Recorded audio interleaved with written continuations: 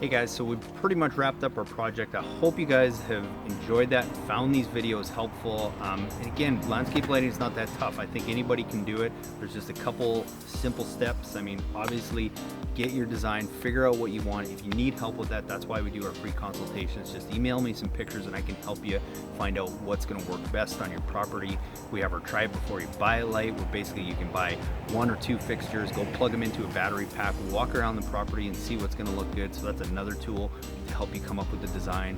Once you got the design, you got your lights, then you just go and you set them around the property, go and place them, start placing them, get a rubber mallet, do that, run your wire, leave extra wire as much as possible because you never know when you're gonna make mistakes or want to add on down the road. Go and make your wiring connections. Just be sure you have those 2 properties that we talked about, waterproofing and that mechanical connection, so they don't pull apart. Once you got them wired, go and set up your transformer, hook everything up, and go and test those lights. Fire it on, make sure they're all working before you go and bury everything. And my suggestion, especially if you haven't done this before, is come back that first night before you go and bury everything. Make sure you have all the lights where you want them placed. Make sure you're getting the look that you want, and once you do that, then come back the next day, bury all your wire. There's all kinds of other videos that we have on YouTube for how to bury the landscape lighting wire, how to tunnel under sidewalks, and so much more. If you have any questions about how to install your own landscape lighting, just go to YouTube and search lighting doctor, how to, whatever, and I guarantee you'll find it. So I hope you guys find that helpful. Thanks so much for watching. Be sure to get your free consultation and send me your pictures at cal@lightingdoctor.ca.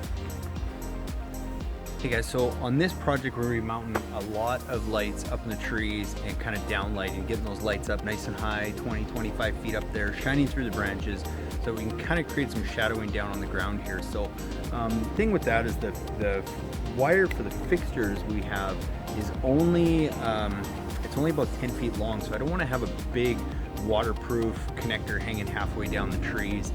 One thing you can do if that's something you have is just go buy a junction box at you know, the Home Depot store or Lowe's or whatever it is, and just put that connection in one of those, just so you don't have to look at it. At least it hides it. Another option that we often use is these shrink wrap connectors. Again, you can get them at any home improvement store.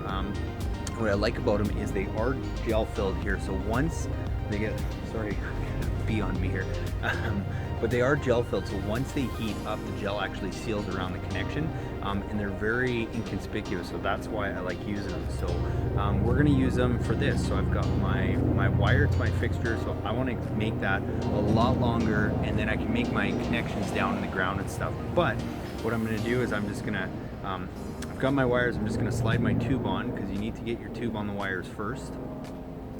So we got that on, and one thing I do is I cut, if you can see here, I cut one of them a little bit shorter than the other, and I'll show you why I do that. It's basically so I can cheat, just use one of these as opposed to having to use 2, which same as any of the connections, usually you have to make 2 for each fixture because you have 2 wires, but we're going to cheat a little bit and I'll show you how.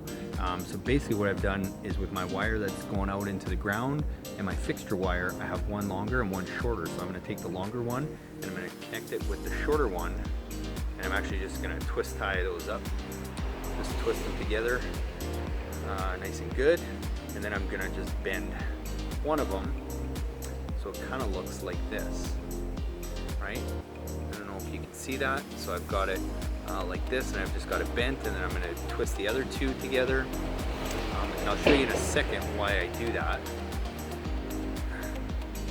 And then we're going to twist that, is so that I can go now and I can bend these like this, and the connections aren't going to be touching each other. See how they're separated? So they're not going to be touching each other inside the same shrink wrap connector. They're both in there, they're not touching. Something else you can do just to make sure is sometimes I'll put some electrical tape just around those, just to make sure those connections don't touch, and then I'll go and I will shrink wrap that together. So how you do that is very simple. Is you just need a torch of some kind, and then you just lightly warm that up, and you watch it shrink.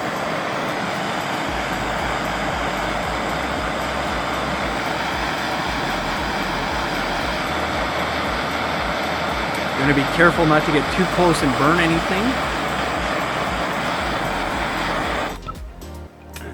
Make sure all the wires are still inside. It's pretty hot afterwards, so give it a good little, I just try and seal it up a bit, but you can see the ooze is kind of coming out a little bit, so it's all waterproofed in there. And once this solidifies, it's pretty hard and you are not pulling those wires apart. So if you're doing any tree lighting or need to hide some wire and extend it and make a pretty inconspicuous connection, shrink wrap connectors is a really good way to go.